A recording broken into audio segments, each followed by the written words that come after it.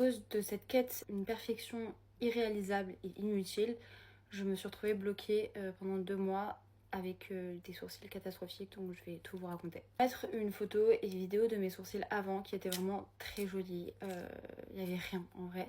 J'avais juste cette envie d'avoir un côté encore plus foxisé qui n'est pas ma forme d'œil naturelle et une tête de poil encore plus indisciplinée. Sienne qui fait malgré tout, et je tiens à le préciser, un travail mais sublime de poil à poil nano 6D qui est une technique folle. Qui je pense est très adaptée d'ailleurs pour celles qui n'ont vraiment pas de poils. Moi j'ai décidé de faire cette bêtise, donc je vais vous montrer le avant-après. Je pense que d'ailleurs vous l'avez vu en vidéo. Je vais vraiment tout vous mettre ici pour que ce soit bien clair, et j'ai quand même décidé malgré tout d'aller contre son avis et de vouloir avoir quelque chose de foxy eyes. Je me suis retrouvée vraiment avec des poils qui n'allaient pas du tout, enfin bref, des sourcils qui n'allaient vraiment pas du tout avec mon visage.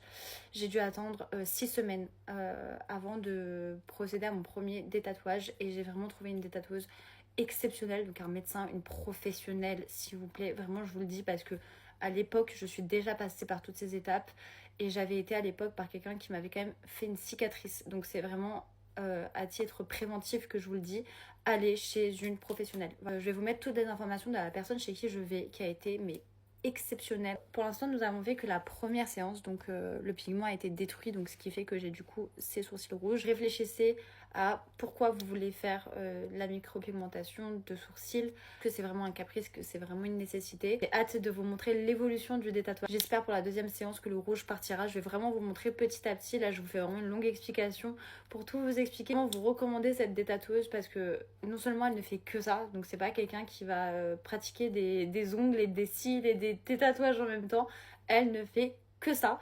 Elle a la meilleure machine qui est sur le marché, qui est la Pico. D'ailleurs je vous invite vraiment à vous renseigner au cas où. Moi j'ai passé 6 semaines du coup à attendre de pouvoir me détatouer, donc 6 semaines pendant lesquelles vous doutez bien que je me suis bien renseignée vu que j'avais des sourcils où j'étais obligée de maquiller tout le temps, enfin ça a été vraiment compliqué. Je ferai bien évidemment toute l'évolution avec elle, et j'espère au plus vite retrouver mes sourcils complètement naturels, et je pense que je vais juste garder mes sourcils totalement naturels. Et pour tous les petits poils que je voulais, si vous avez des très bons sérums ou quoi pour la pousse de sourcils, je suis grave preneuse en commentaire. Merci beaucoup.